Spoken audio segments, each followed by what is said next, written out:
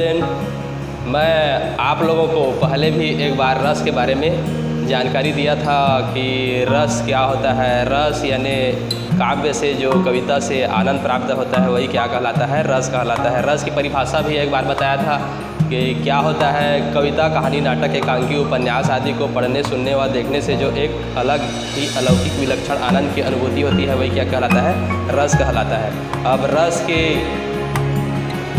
के अंग भी बताया था 4 प्रकार, एक स्थायी भाव, विभाव, अनुभाव और संचारी भाव। स्थायी भाव भी आप लोगों को बताया था पहले भी कि स्थायी भाव अक्सर होता क्या है। स्थायी भाव यानी जो मनुष्य के चित्त यानी मन में स्थायी रूप से विद्यमान रहता है वही क्या कहलाता है, स्थायी भाव कहलाता है। स्थायी भाव की संख्या कितनी मानी गई थी, 10 मानी गई थी।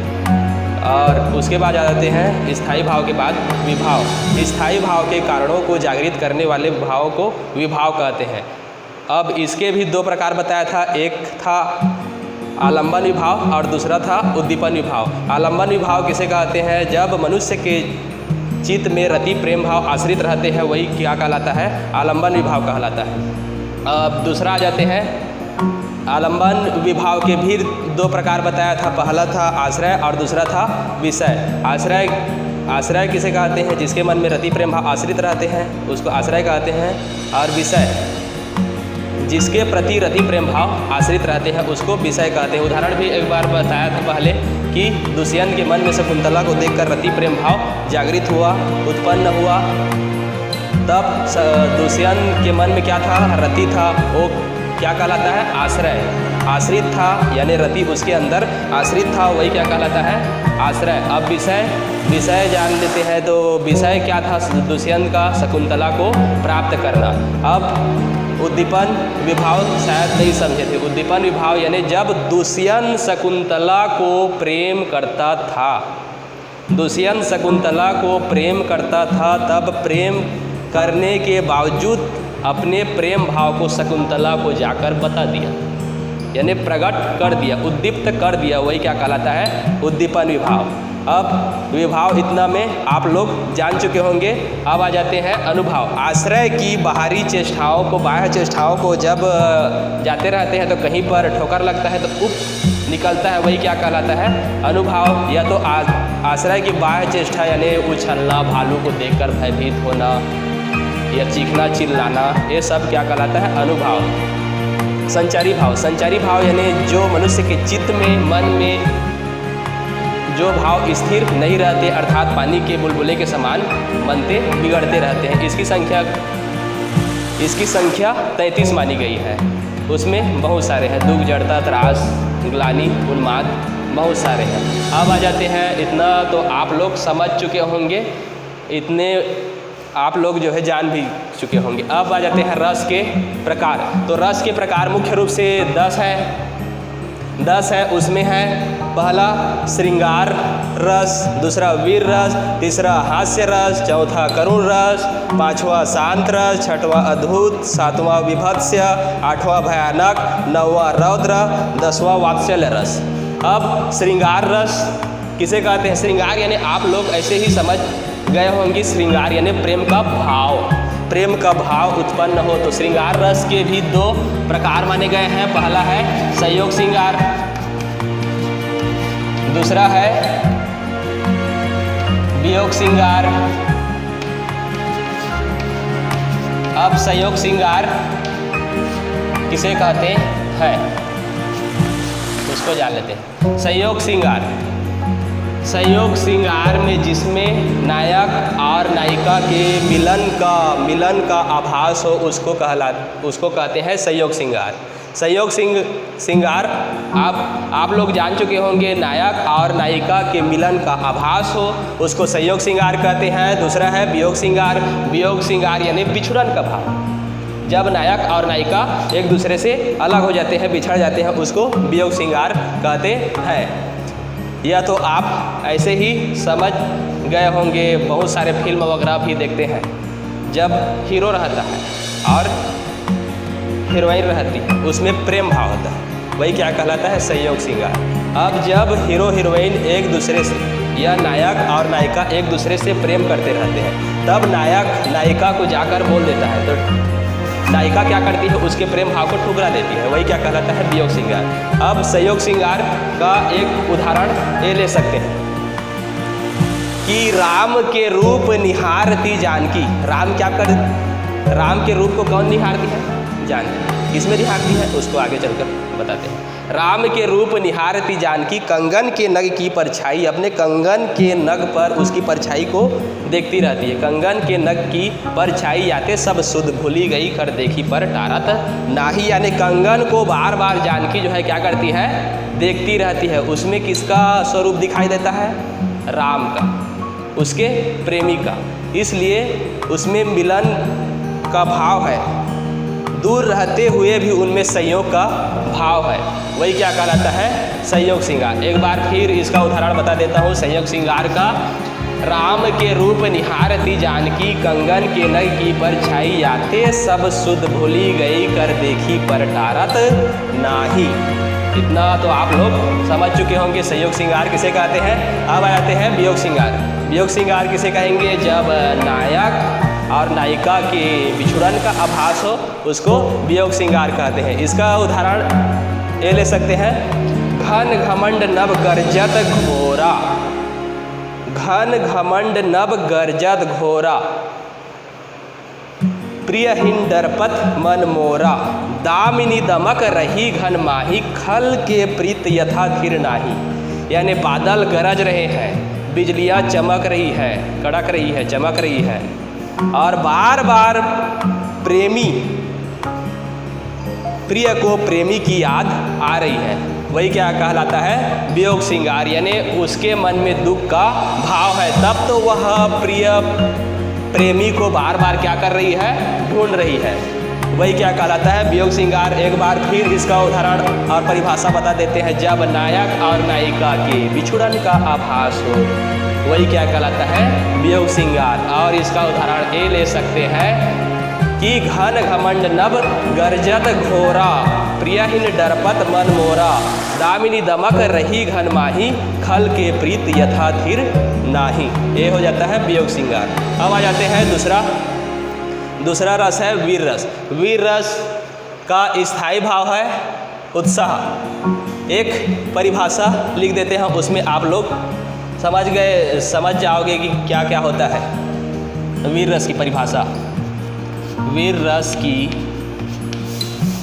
परिभाषा,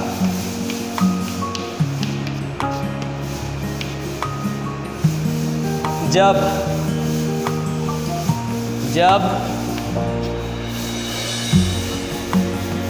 वीर रस का स्थायी भाव क्या है, उत्साह। जब इधर अलग ही लिख देते हैं कि क्या क्या इसका स्थायी भाव होगा। श्रृंगार रस का है रति या प्रेम, स्थायी भाव।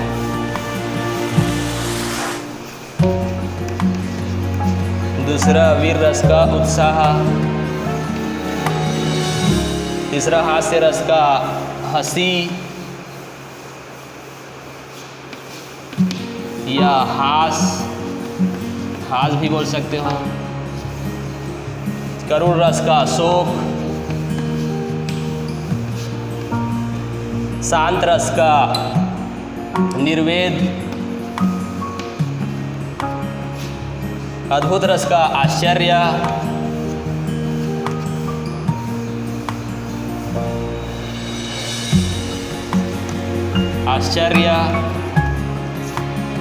विभत्स रस का घृणा। भयानक रस का भय। रौद्र रस का क्रोध।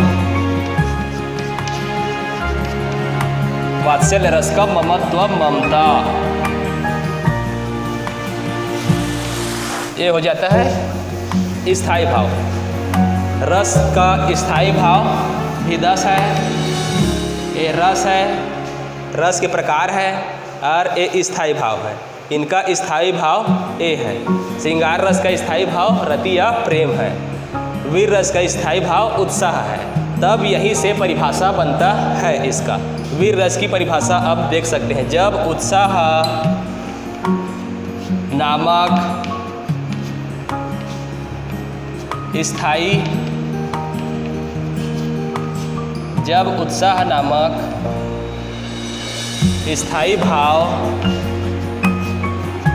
उत्साह क्या है? स्थाई भाव, जब उत्साह नामक स्थाई भाव का संयोग रस के कितने अंग बताए थे पहले? 4 अंग था, तो उसमें से एक हो गया स्थाई भाव।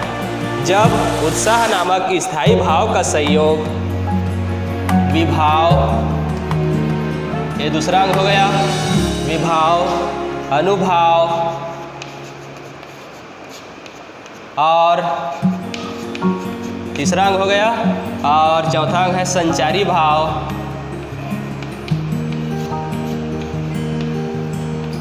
जब उत्साह नामक स्थायी भाव का संयोग विभाव, अनुभाव और संचारी भाव के साथ संयोग होता है,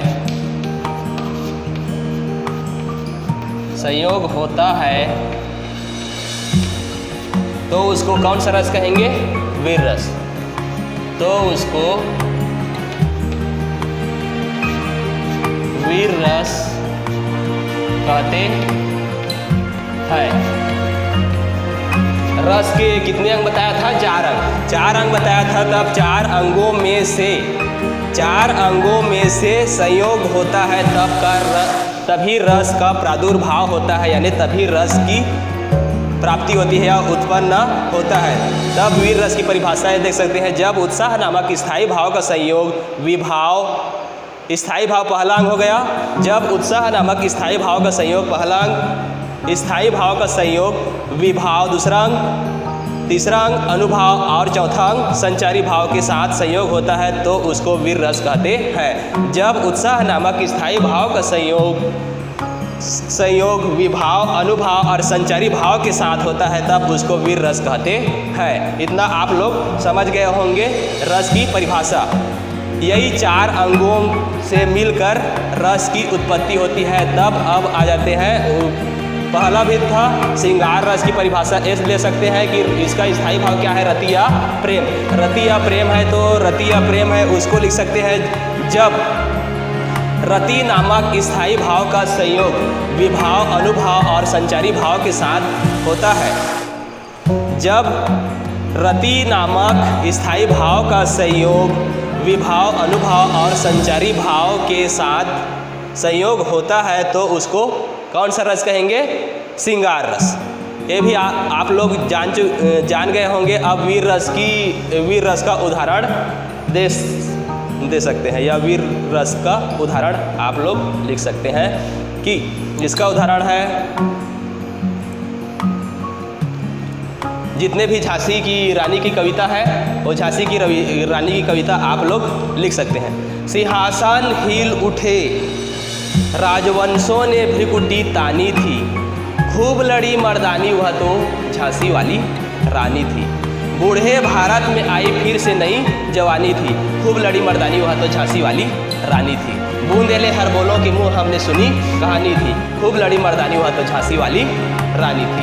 ये है उदाहरण, और बहुत सारे उदाहरण है। पहन ले तू नर मुंड माला, स्वमुंड सुमेरु कर ले, भूमि सा तू बना आज धानी, यानी तुम नर समूह रूपी माला धारण कर लो और उस माला का मुख्य केंद्र मोती या बिंदु बन जाओ, क्योंकि तुम में नेतृत्व करने की क्षमता है। तुम अनेक युवाओं को अपने साथ लेकर आगे बढ़ सकते हो, यानी देश का उद्धार कर सकते हो। ये हो जाता है वीर रस का उदाहरण। अभी जो बताया हुए वह है वीर रस का उदाहरण। बहुत सारे और उदाहरण हैं वीर रस का। अब वीर रस का उदाहरण फिर एक बार बता देता हूँ। झांसी की रानी की कविता के जितने भी बोल है वो उदाहरण आप लोग लिख सकते हैं। बूंदे लो हर बोलों के मुँह हमने सुनी कहानी थी, खूब लड़ी मर्दानी वह तो झांसी वाली रानी थी। ये है इसका उदाहरण। अब हास्य रस आ जाते हैं। तीसरा रस, हास्य रस का स्थायी भाव है हंसी या हास। हंसी या हास है, तब इसकी परिभाषा ये लिख सकते हैं। जब हास नामक स्थायी भाव का संयोग विभाव, अनुभाव और संचारी भाव के साथ संयोग होता है, के साथ संयोग होता है, तो उसको कौन सा रस कहेंगे? हास्य रस, हास्य रस कहते हैं। ये तीसरा हास्य रस की परिभाषा हो गया। तो किसे कहते हैं? जब हास नामक स्थायी भाव का संयोग विभाव, अनुभव और संचारी भाव के साथ संयोग होता है तो उसको हास्य रस कहते हैं। अब इसकी उदाहरण आप लोग ले सकते हैं कि चित्रकूट के घाट में भैंस भैंसिन के भीड़, तुलसीदास जी हवा भरे तो पंख मारे रघुवीर। रघुवीर यानी श्री रामचंद्र जी। कौन? श्री रामचंद्र जी। चित्रकूट के घाट में भैंस भैंसिन के भीड़, तुलसीदास जी हवा भरे तो पंख मारे रघुवीर। ये हो जाता है पहला उदाहरण। और बहुत सारे उदाहरण हैं कि टूरी पहिर थे जींस टॉप, टूरी पहिर थे जींस टॉप, तब बोले नहीं लजाए, दही ददा के बात नहीं मारने, साड़ी भाड़ में जाए। आजकल के जितने भी फैशन है वो सब क्या कर देते हैं? साड़ी को फेंक देते हैं। ये हो जाता है दूसरा उदाहरण। तीसरा और उदाहरण आप लोगों को दे देता हूँ। पटवा में जाए टूरी, भाजी टोरे पट पट के, बरतिया में जाए टूरा मट मट के। पटवा में जाए टूरी, भाजी टोरे पट पट के, बरतिया में जाए टूरा मट मट के। और चौथा उदाहरण और दे सकते हैं। कहा बंदरिया ने बंदर से, चलो नहाने गंगा, घर में बच्चों को छोड़ेंगे होने दो हुड़दंगा, यानी बच्चों को छोड़ देंगे और जो कुछ भी होता है हुड़दंगा वो होने दो करके। अब ये हास्य रस आप लोग जान गए होंगे। अब आ जाते हैं करुण रस। करुण रस का स्थायी भाव क्या है? शोक है। तब जब इसकी परिभाषा ले सकते हैं, जब शोक नामक स्थायी भाव का संयोग विभाव, अनुभव और संचारी भाव के साथ संयोग होता है तो उसको क्या कहते हैं? तो उसको करुण रस कहते हैं। करुण रस कहते हैं। जब शोक नामक करुण रस, पहले एक बार नहीं लिखा था हास्य रस को, उसको देख लेना यहाँ पर। तो करुण रस की परिभाषा है, जब शोक नामक स्थायी भाव का संयोग विभाव, अनुभव और संचारी भाव के साथ संयोग होता है तो उसको करुण रस कहते हैं। इतना आप लोग परिभाषा जान गए होंगे। एक परिभाषा बनाने से सब परिभाषा अपने आप बन जाता है। इतना आप लोग समझ जाना। अब इसका उदाहरण दे सकते हैं। करुण रस का शोक, अभी तो मुकुट बंधा था माथ, कल ही हुए हल्दी के हाथ, छूटे भी ना थे लाज के बोल, हाय रुक गया यही संसार। ये है उसका उदाहरण करुण रस का। अभी तो मुकुट बंधा था माथ, कल ही हुए हल्दी के हाथ। अभी तो मुकुट बंधा था माथ, कल ही हुए हल्दी के हाथ, छूटे भी ना थे लाज के बोल, हाय रुक गया यही संसार। और दूसरा उदाहरण दे सकते हैं। सब बंधुन को सोच तजी गुरुकुल को नेहा, हा सुशील सुत किमी कियो अनंत लोक में गेहा। सब बंधुन को सोच तजी, यानी जितने भी बंधु बांधव थे उसको क्या करते हैं? एक साथ खेले हैं, बढ़े हैं और बड़े हुए हैं, खेले कूदे हैं और बड़े हुए हैं। सब बंधुन को सोच तजी, यानी जितने भी सखा दोस्त यार थे सब एक साथ स्कूल आते हैं और क्या करते हैं? खेलते हैं। तब एक के बिछुड़ जाने से पूरे सखा मित्र दोस्त यार क्या हो जाते हैं? दुखी हो जाते हैं। सब बंधुन को सोच तजी गुरुकुल को नेह। गुरुकुल पहले क्या था? स्कूल नहीं था तो गुरुकुल में क्या करते थे? विद्या अध्यापन करते थे, वहीं पर हम लोग शिक्षा प्राप्त करते थे। सब बंधुन को सोच तजी गुरुकुल को नेहा, हा सुशील सुत किमी कियो अनंत लोक में के है। यानी किसी एक मित्र दोस्त यार के ऊपर चले जाने पर पूरा का पूरा क्लास क्या हो जाता है? दुखी हो जाता है। धन्यवाद। आप लोग इसका नोट्स बनाना और मेरे पर्सनल नंबर में भेजना।